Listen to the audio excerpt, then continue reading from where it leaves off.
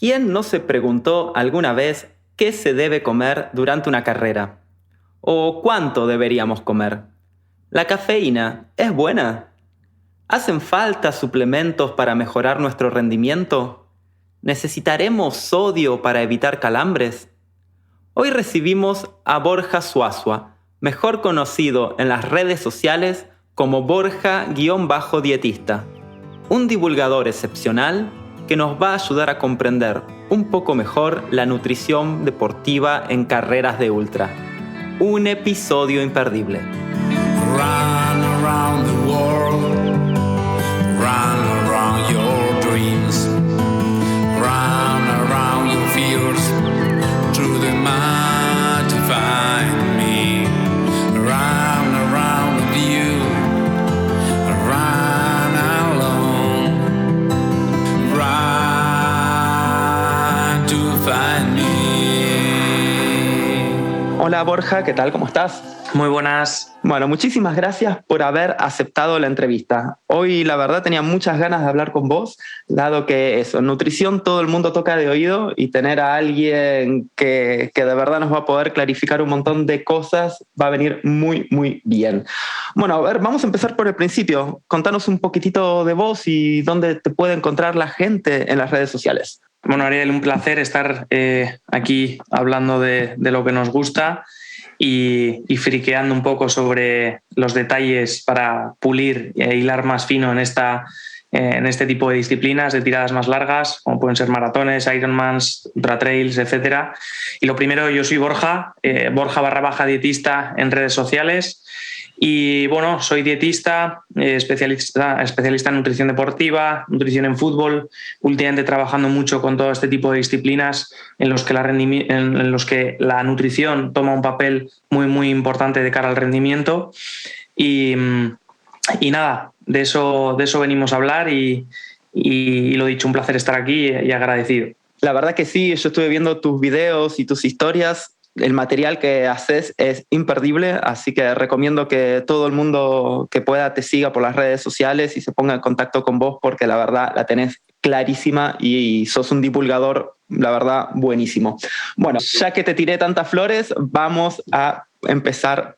Bueno, nosotros los corredores de fondo y ultrafondo solemos hacer tiradas larguísimas, tiradas que en entrenamiento a veces sobrepasan eso, 5 horas, 10 horas, mismo 20 horas, y en carrera, bueno, ni hablar, hacemos carreras hasta de 160 kilómetros o más que eso. Uh-huh. Y la primera pregunta es, ¿a partir de cuándo deberíamos empezar a meternos alimento? ¿A partir de cuándo deberíamos empezar a comer? Vale, si hablamos de lo que es la nutrición, a partir de que damos el primer paso en la competición, las ingestas empiezan inmediatamente, ¿vale? Pero si hablamos de cuándo empieza el protocolo nutricional en este tipo de competiciones, el protocolo nutricional comienza incluso meses antes, ¿vale? Meses antes de cara a lograr una buena composición corporal idónea para este tipo de disciplinas y meses antes también orientado a establecer simulacros que simulen, valga la redundancia, lo que vamos a hacer en carrera, asegurándonos que lo que vamos a hacer en carrera es lo mejor para nosotros, lo que mejor vamos a asimilar, lo que mejor vamos a digerir y lo que mejor vamos a usar como fuente de energía. Entonces, si hablamos de cuándo empieza el protocolo en general, empezaría meses antes. Si hablamos de cuándo empieza el protocolo durante la carrera, empezaría prácticamente inmediatamente, incluso unos minutos antes de empezar la carrera y cada 20-30 minutos durante la carrera. ¿Y qué clase de alimentos deberíamos poner como en vedette? Porque claramente es mejor carbohidratos, imagino, que los asimilamos más rápido y además es la energía que necesitamos.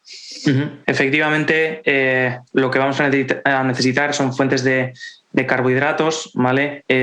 Para utilizar ese glucógeno, fuentes de carbohidratos simples, en los que podemos poner muchos ejemplos, pero bueno, lo más frecuente suelen ser los geles, que son ya formulaciones específicas y más perfectas para este tipo de disciplinas, pero como es normal con la duración de este tipo de pruebas que estamos hablando, se van a generar un montón de ingestas.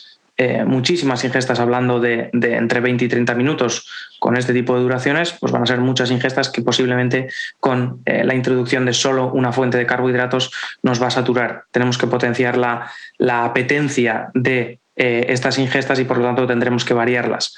Ahí cada uno tendrá que hacer más o menos variación en función de su apetencia. Hay personas que son capaces de meter continuamente geles, otras personas que les satura rápido, por eso es importante encontrar geles que nos apetezcan en cuanto al sabor, un sabor que nos atraiga, que nos guste, eso nos ayudará, pero luego podemos encontrar fuentes de carbohidratos que además comentar que esos geles y esas fuentes será importante combinar fuentes de glucosa fructosa en dosis 2:1, ya que mejora la absorción, pero luego podemos encontrar fuentes pues, como dátiles, higos secos, barritas, tortitas de arroz, tortitas de maíz, fuentes ricas en carbohidratos, pero que en otras ocasiones también puede ser interesante tener que hacer o incluir fuentes de incluso alternar con fuentes saladas para luego generar o potenciar la apetencia de nuevo a dulce y poder seguir metiendo esas fuentes ricas en carbohidratos, pero cuando hablamos de tantas ingestas va a haber que hacer muchas estrategias para engañar al cerebro y ser eficientes en lo que es la carrera, en lo que son las ingestas. Qué interesante lo que estás diciendo, porque sí, es verdad que comiendo geles durante la primera hora o las primeras 2-3 horas de carrera llega un momento en que no pasan más. Ni hablar cuando llevamos 10 horas de carrera, se nos cierra el estómago para los geles y la verdad que hay algunos geles que tienen unos sabores rarísimos, casi sardina con chocolate. Y claro, llega un momento que ya no pasa más. Está bueno esto que mezclemos con un poco de salado también, para poder generar eso, que siga entrando comida. Y lo que me lleva a la siguiente pregunta. Una persona que tiene una dieta baja en carbohidratos, por X motivo, puede ser por motivos que quiere perder peso, o que igual es un error tener una dieta baja en carbohidratos si quieres perder peso, pero bueno, una persona que tiene una dieta baja en carbohidratos, ¿puede hacer deportes de resistencia? A ver, en principio, como en todo, hay muchas cosas posibles en este mundo. También hay personas que mantienen una buena composición corporal comiendo donuts todos los días, pero si estamos hablando de qué es lo mejor, qué es lo eficiente, sobre todo en este tipo de disciplinas, va a ser una dieta muy alta en carbohidratos, ya que es el principal sustrato energético y ese va a ser el camino eficiente en este tipo de pruebas. Que podremos encontrar a personas que hacen una dieta cetogénica y hacen este tipo de pruebas, seguro que sí, al igual que podemos encontrar todo tipo de personas que hacen todo tipo de cosas, pero cuando hablamos de lo mejor, este es el camino. Claro, y justamente ahora que tocas esto de las dietas keto y que cada año se pone de moda una nueva dieta, la keto, la paleo, yo escuché que está bastante de moda esto del desayuno intermitente. ¿Cómo lo ves para alguien que hace deportes de resistencia? A ver, el ayuno intermitente no es ninguna varita mágica, el ayuno intermitente es una herramienta más. El ayuno intermitente está tan de moda porque ha sido la herramienta que ha ayudado a mucha gente a conseguir por fin ingerir menos cantidad de comida y conseguir lograr ese déficit calórico y perder peso, ¿vale? Que es el principal objetivo de la mayoría de las personas del mundo que se enfrentan a un protocolo nutricional con un objetivo específico, ¿vale? Perder peso debido a los problemas de obesidad que hay en el mundo, sobre todo en Estados Unidos. Y entonces el ayuno intermitente lo que te hace es cerrarte una ventana de tiempo en la que no ingieres comida, ¿vale? Entonces siempre digo que es muchísimo más fácil no comer que quedarte con hambre. Es decir, no comer que comer poco y quedarte con hambre. Lo que hace con esa ventana es quitar el desayuno y quitar quizás una comida de media mañana, si es que hacemos esa ventana de no ingerir alimentos a primera hora del día, y básicamente quita una de las peores comidas que se realizan en el mundo, que es el desayuno, llena de ultraprocesados, llena de azúcar, llena de cereales innecesarios, de galletas, y entonces estamos eliminando una gran parte de la ingesta calórica de una persona. Ahora bien, digo que es una herramienta más porque no es una herramienta para todo el mundo. Es una herramienta que puede ser la mejor herramienta para uno y la peor para otro. A una persona le puede ayudar a reducir su ingesta calórica diaria y a otra le puede generar un trastorno de la alimentación dándose atracones cada vez que sale de esa ventana de no ingerir alimentos. Es decir, en su primera comida ya se da un atracón que está ingiriendo más calorías de lo que ingería sin hacer ese ayuno intermitente. Así que, como siempre, contextualizar y ver qué herramienta puede ser útil para unos y para otros. Sí, ahí estás dando en el clavo y vamos a poner una premisa básica, que todas este tipo de dietas y todo este tipo de planes siempre está bueno que los vea un nutricionista. La verdad que seguir un plan es lo mismo que seguir un entrenamiento. No lo podés seguir solo porque lo encontraste por internet. Debería ser algo específico para cada persona. Y además matizo, ampliando un poco la respuesta en esta pregunta, que es que teniendo en cuenta las demandas calóricas tan elevadas que tiene una persona que se dedica a este tipo de disciplinas, teniendo una ventana de tiempo en el día en el que no vamos a ingerir alimentos, nos va a costar mucho llegar a esa ingesta total diaria que necesitamos con menor número de comidas. Por lo tanto, a priori y en general no sería una buena estrategia para la mayoría de las personas que realizan este tipo de disciplinas, ya que su principal preocupación no va a ser la de comer poco, sino la de comer mucho. Totalmente de acuerdo. Bueno, próxima pregunta. La bien amada y mal amada al mismo tiempo cafeína. Acá, bueno, hay mares de tintas que se escriben en los foros, si es buena, si es mala, cuánto, cuándo. Bueno, a ver, vamos a intentar clarificar un poquitito. La cafeína en las carreras de ultradistancia, ¿es buena o no? Bueno, la cafeína en general para sujetos sin ninguna patología y con un consumo pues, habitual de cafeína es buena. Es muy interesante como herramienta dentro de este tipo de pruebas y además debemos de saber que hay determinados momentos en los que va a ser aún más interesante. Y te pongo 2 ejemplos claros. En una disciplina como puede ser un Ironman, como puede ser un triatlón, es interesante generar un timing inteligente de la ingesta de cafeína, por ejemplo, antes de la transición de una prueba a otra, para al empezar la bici, al empezar la natación, al empezar la carrera, ya empieces con un pequeño empujón extra y no te cueste tanto esos momentos de transición que pueden ser los más duros dentro de cada prueba, o en disciplinas como puede ser un maratón o como puede ser un ultra trail, hay determinados momentos o determinados kilómetros que se sabe que de forma general son más duros y que el cuerpo suele sufrir un bajón y podemos anticiparnos metiendo un gel previo, calculando que nos va a hacer efecto más o menos en ese kilómetro o en ese momento y evitar esa posible caída y ayudar también de forma fisiológica y psicológica a ese momento más duro de la prueba o esos momentos más duros de la prueba. En muchas carreras de ultra trail donde la gente se hace algunas siestas de 15 minutos, media hora, aconsejan tomar cafeína antes de irse a dormir esta siesta, cosa que la cafeína te haga efecto una vez que te despertás. ¿Tiene alguna validez científica lo que estoy diciendo o es remedio abuela? Correcto, y esto además es no solo interesante para este tipo de pequeños sueños, de pequeños descansos dentro de una competición, sino también en la típica siesta española de después de comer y antes de volver a trabajar. Establecemos periodos de siesta de entre 20 y 30 minutos, ingerimos una dosis de cafeína previa justo antes de empezar a intentar dormirnos y coincidiremos el momento en el que la cafeína empieza a hacer efecto con el momento en el que nos vamos a despertar. De tal forma que nos despertaremos con menor sensación de fatiga, menor sensación de cansancio o somnolencia para poder o bien continuar, en ese caso, la competición o bien continuar con el trabajo en un día normal. O sea que es un protocolo interesante para competición y para rendimiento cognitivo en el día a día en nuestro trabajo. Clarísimo. Próxima pregunta, algo que, bueno, claramente también hay mucho marketing atrás, lo de los suplementos, lo que viene a ser proteínas, las bebidas estas recovery, todo lo que son vitaminas. ¿Hasta qué punto es necesario todo eso? Vamos a empezar un poco dividiéndolo por recoveries, proteínas y quizás vitaminas, un multivitamínico. En principio, lo interesante para cualquier sujeto va a ser llegar a sus requerimientos de proteína diaria, ¿vale? Podríamos establecerlo en deportes de resistencia en torno a 1,6 gramos por kilogramo de peso corporal, entrenamientos de fuerza quizás un poquito por encima, a partir de 1,8, 2 gramos por kilogramo de peso corporal. Entonces lo importante va a ser eso.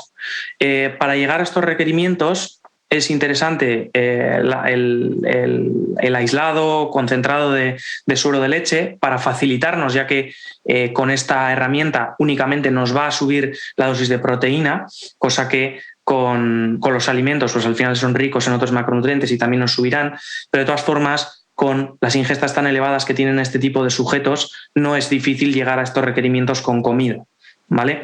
En cuanto a los recoveries, lo que suelen llevar básicamente son carbohidrato y proteína en dosis líquidas, ¿vale? En fuentes líquidas. ¿Esto para qué es? Pues para facilitar la ingesta y meter altas dosis de una forma más sencilla, que es bebida, cosa que te costaría más si lo tienes que meter de forma sólida. Una fuente rica en carbohidratos de forma líquida y para reponer y para recuperar, de ahí la palabra recovery, ¿ok? Y luego, pues los multivitamínicos, generalmente personas con estas demandas tan elevadas, si tienen una dieta, una alimentación saludable, una alimentación equilibrada, ya van a cubrir pues las dosis de vitaminas necesarias. Pero bueno, dependiendo un poco del sujeto, pues luego habría que analizar si tiene alguna carencia nutricional. Puede ser interesante suplementar con algún tipo de suplemento vitamínico. ¿Y hay alguna vitamina que suela escasear en deportes de resistencia? ¿Alguna que debamos prestarle mayor atención? Bueno, generalmente yo siempre digo que la vitamina D, sobre todo yo que vivo aquí en la península, en España, en el norte, casi deberíamos de nacer con un bote debajo del brazo, como se dice, con una barra de pan debajo del brazo. Quizás los que viven en una zona con poca exposición solar y encima se dedican al tema de ultra trail o deportes de tiradas largas, pues deberían de nacer con un bote de vitamina D debajo de un brazo y con una barra de pan rica en carbohidratos debajo del otro, ¿no? Entonces, la vitamina D prácticamente tiene una función hormonal y es muy, muy importante. Contame un poquitito de qué va la vitamina D, que la verdad no me acuerdo mucho. Bueno, la vitamina D es una vitamina que sintetizamos prácticamente en su totalidad, así que por alimentos también, pero básicamente a través de la luz solar. Y entonces, pues en zonas en las que no tenemos mucha exposición, o quizás sí tienes mucha exposición, pero por tu trabajo, cuando sales a la calle, pues llevas la mayor parte del cuerpo tapado, solemos tener niveles por debajo de lo normal, por debajo de 30 nanogramos por mililitro de sangre, y es más aconsejable estar cerca de los 50. Y bueno, pues si cualquiera de estos sujetos tiene la ocasión de hacerse un análisis de sangre y pedir los valores de vitamina D, pues podrá actuar en consecuencia. Yo siempre recomiendo que si tenemos sospechas de vivir en una zona con poca exposición solar o ir generalmente tapados, una cápsula diaria de en torno a 2.000 unidades internacionales puede ser una buena estrategia para asegurarnos unos niveles mínimos. Relación con el sistema inmunológico, relación con la contracción muscular, funciones muy importantes, y que con el COVID se ha visto que sujetos con una exposición solar baja, con niveles bajos, bueno, parecía que tenían mayor probabilidad de no solo de tener el COVID, sino de cualquier otra patología y de desarrollar síntomas más graves. Bueno, y siguiendo por estas aguas, vamos a también, ya que hablamos de vitaminas, vamos a hablar de algún que otro mineral. Magnesio y potasio durante el esfuerzo. Estas dos cosas que sí, son importantes para la contracción muscular, pero parece que si no las asimilas durante la carrera, no sé, te van a dar calambres y otra vez mucho mito detrás de todo esto. A ver si nos puedes esclarecer un poquitito sobre el magnesio y el potasio. El magnesio y potasio son dos minerales importantes, dos minerales en los cuales mediante la sudoración y en este tipo de pruebas pues se van generando pérdidas, pero yo diría que debemos estar bastante más pendientes del sodio, ¿vale? Las dos principales sustancias que perdemos mediante la sudoración son el agua y el sodio, y es los dos factores a los que debemos de prestar atención a lo largo de una carrera: reponiendo agua, bebiendo agua y reponiendo sodio, ¿vale? Sobre todo teniendo en cuenta tiradas cuando hablamos de un aumento de la sudoración por diferentes factores climatológicos, como puede ser temperatura más elevada o humedad más elevada. Perfecto, clarísimo. Y siguiendo también por este lado, ya que tocaste el tema del sodio, pastillas de sal.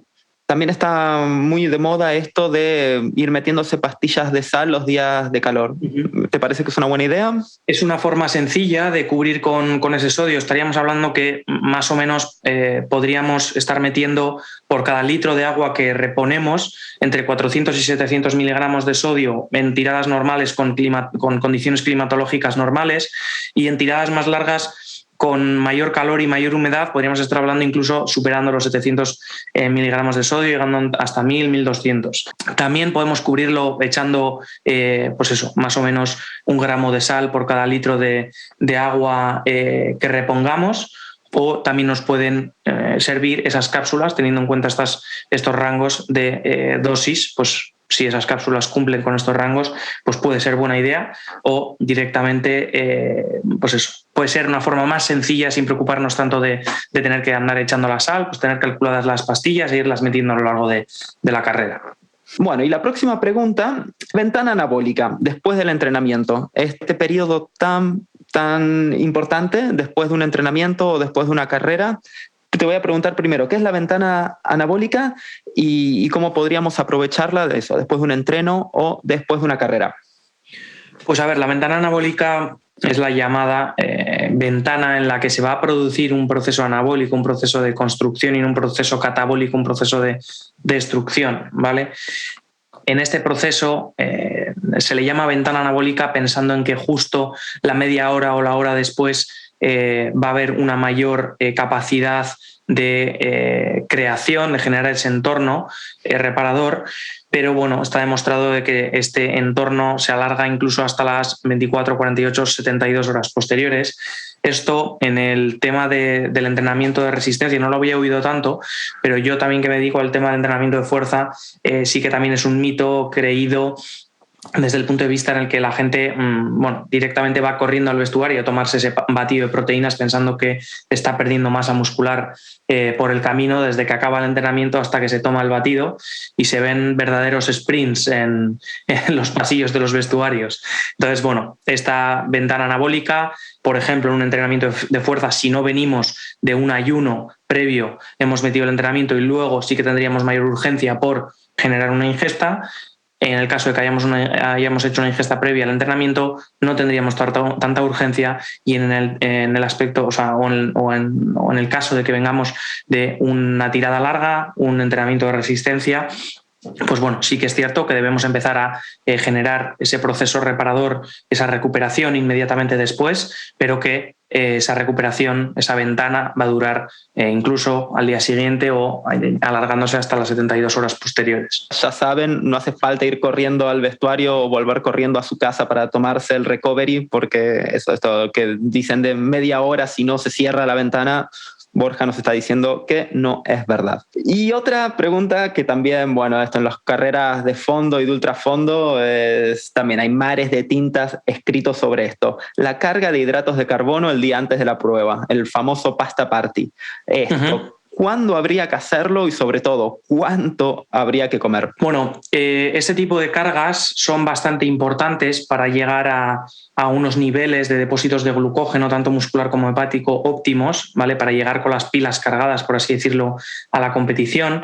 Pero la evidencia nos dice que no es necesario hacer descargas previas para luego cargar y generar una carga más eficiente, sino que es suficiente con hacer una carga entre las 48 y 72 horas previas.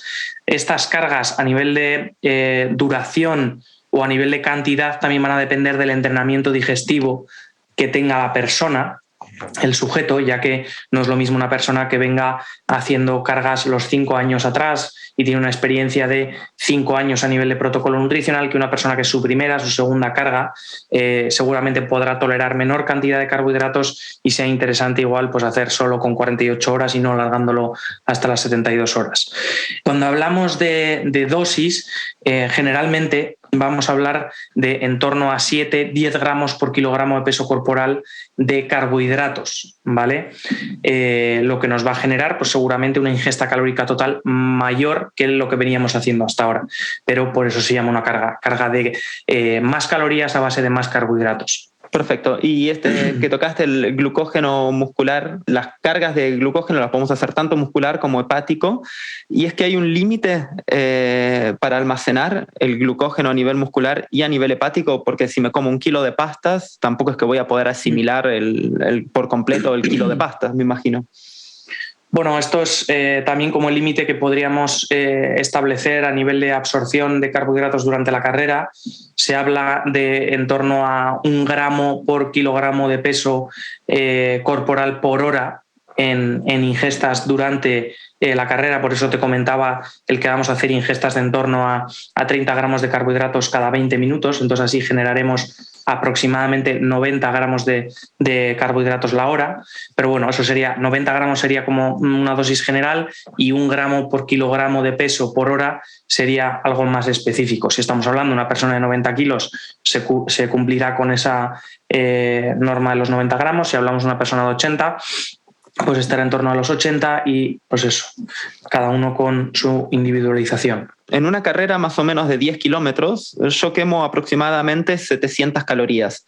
Imaginemos que yo en una carrera de 160 kilómetros, o sea, las 100 millas, las famosas 100 millas, estaría alrededor de 11.200 calorías.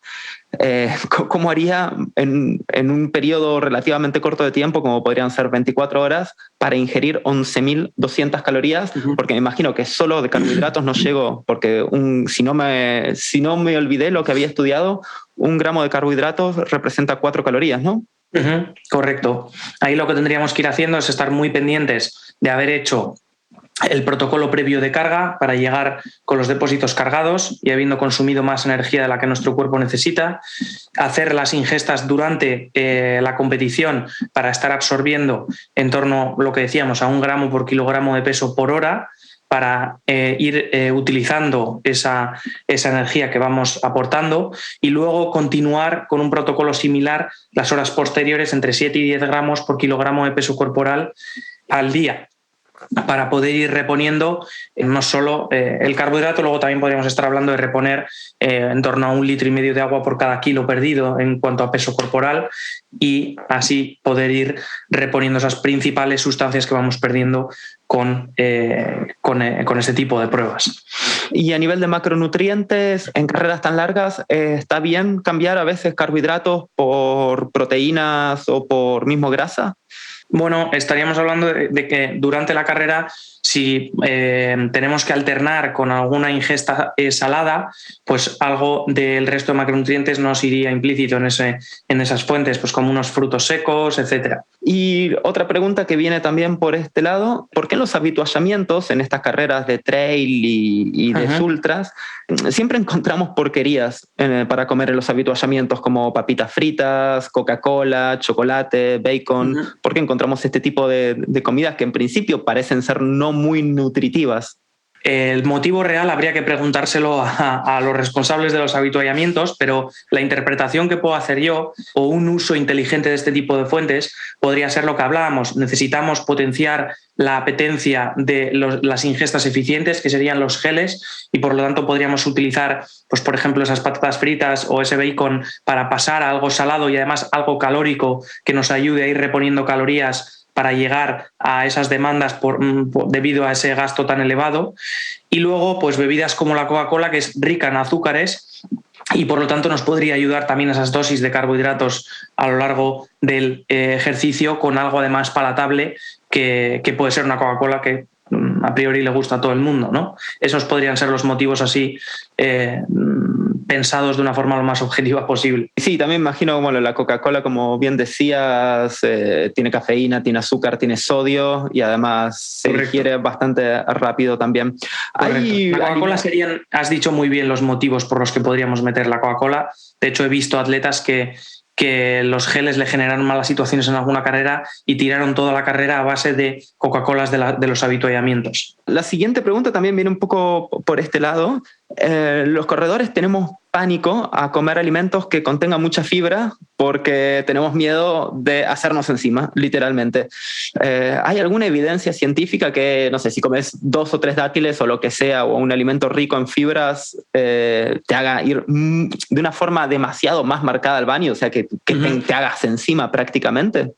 En general, las fuentes que vamos a incluir a lo largo de la carrera no son ricas en fibra y las fuentes de las ingestas previas a la carrera debemos de hacerlas con alimentos pobres en fibra para no generar residuo y para no generar mucho tracto intestinal y generar más deposiciones, ¿vale? O sea que sí que es interesante el evitar fibra en torno a la competición para no tener mayor número de posiciones y por lo tanto mayor urgencia por pasar por el baño o por alguna esquina que encontremos por ahí Sí, pero no es que es causa y efecto, no es que por comerme una fruta rica en fibras durante la carrera voy a tener que parar a ir al baño. Depende también de la cantidad, siempre. Excelente.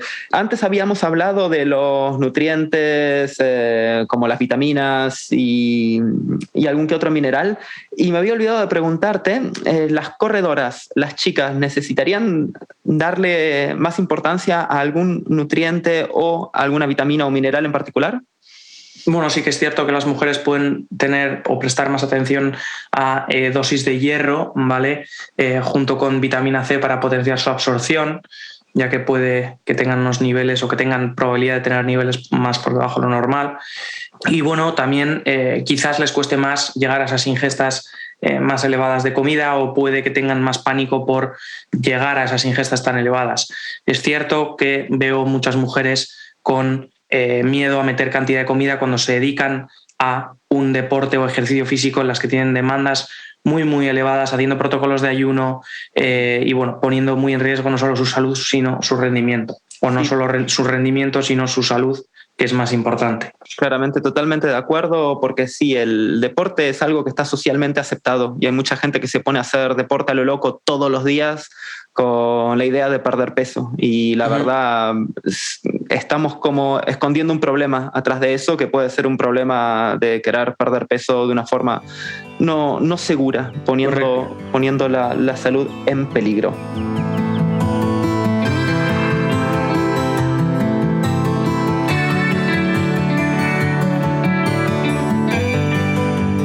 Bueno, y vamos a pasar a una categoría que me gusta mucho, que es la categoría remedios de abuela.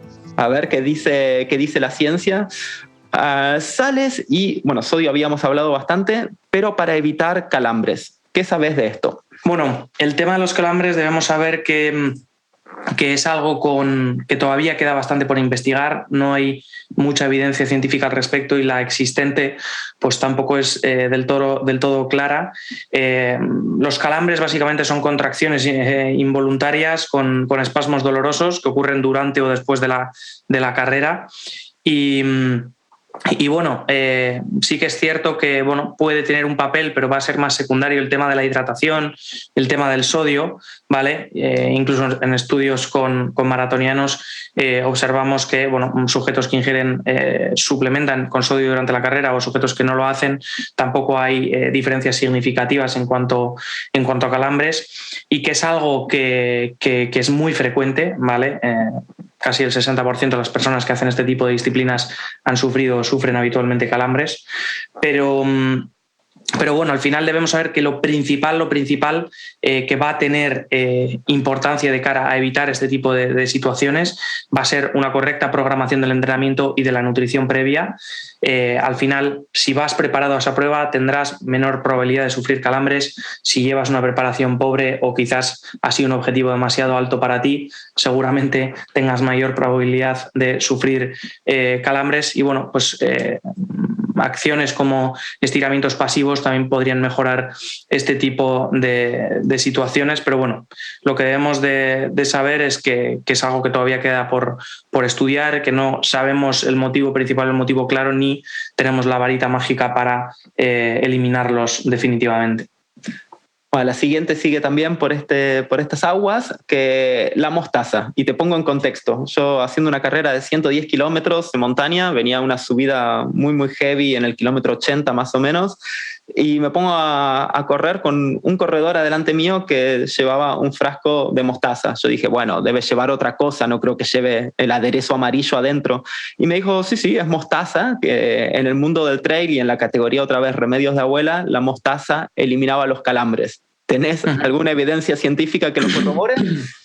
La verdad es que es una cosa de la cual no había oído hablar y he leído evidencia científica en torno a los calambres y ninguno hablaba de la mostaza. O sea que eso es todo lo que te puedo decir.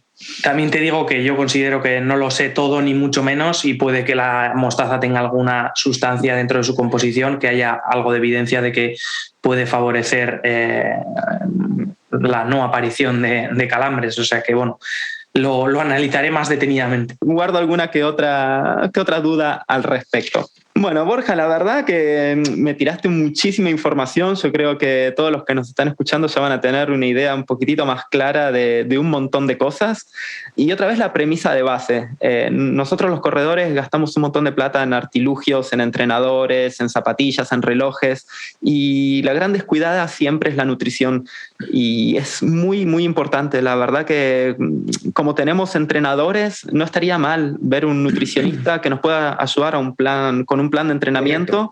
Y alguien que tenga esta duda de que quiera acercarse a dar sus primeros pasos a una dieta, no sé si se sigue llamando dieta, pero un plan nutricional, ¿qué le recomendarías como para empezar?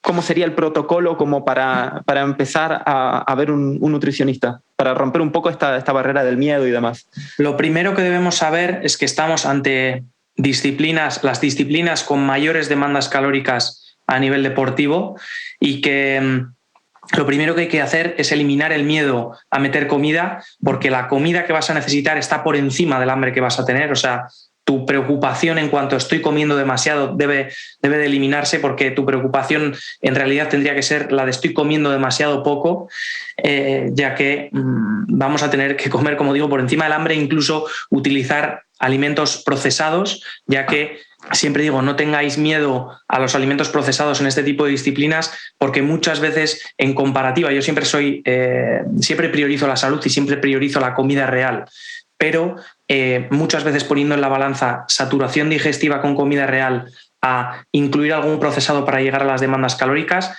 casi va a ir más a favor de la salud el incluir algún procesado que saturar tanto el aparato digestivo con esas demandas calóricas a nivel de comida real, que prácticamente va a ser imposible. Claro, que decíamos de los habituallamientos, que hay bacon y que hay papas fritas, claro, cosas súper calóricas, aunque son súper transformados, y que no se lo recomendamos a nadie que lo consuma viendo la tele, porque claro, ahí ya no cumple el cometido que queremos. Bueno, la verdad ha sido un verdadero placer tenerte por acá. Nos quedó todo muy, muy claro. ¿Hay algo que te haya quedado en el tintero o alguna cosa que quieras decir para terminar? Bueno, creo que resumiendo un poco, lo más importante es eso, quitar el miedo a comer demasiado y empezar a tener miedo a estar comiendo demasiado poco. Es una disciplina en la que es la élite de la nutrición, donde más fino hay que hilar, que la ayuda a un profesional te va a hacer avanzar muchísimo. Yo, con las personas con las que trabajo, todos estaban ingiriendo menos comida y menos carbohidratos de los que necesitaban, y todos han empezado a volar a partir de empezar a trabajar conmigo. Y luego que la nutrición y por supuesto el entrenamiento empiezan meses antes de la carrera, ¿vale? La nutrición también se entrena, la capacidad de absorción también se entrena, y todo hay que probarlo antes de la competición para saber que lo que estás haciendo en la competición es lo mejor. O sea que lo dicho, a entrenar esa parte de la nutrición y lo notaréis sin ninguna duda. Sí, eso que dijiste es importantísimo. El día de la competición no se prueba nada. Todo lo que debemos ingerir en la carrera lo deberíamos haber probado los meses antes, los meses de entrenamiento. Borja, un verdadero placer, no te quito más tiempo, y muchísimas gracias por haber pasado por el micrófono de Corredores de Trail. El placer es mío, muchísimas gracias a todos, muchísimas gracias a ti, y nada, por ir hackeando más cuerpos, como digo yo. Excelente, nos quedamos con eso para el final. Un verdadero placer, Borja, muchas gracias. Un abrazo a todos.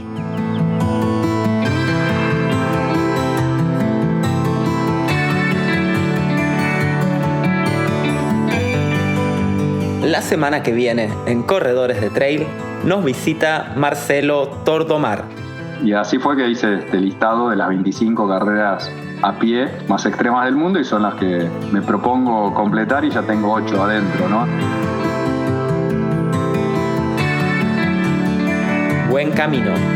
Run around the world.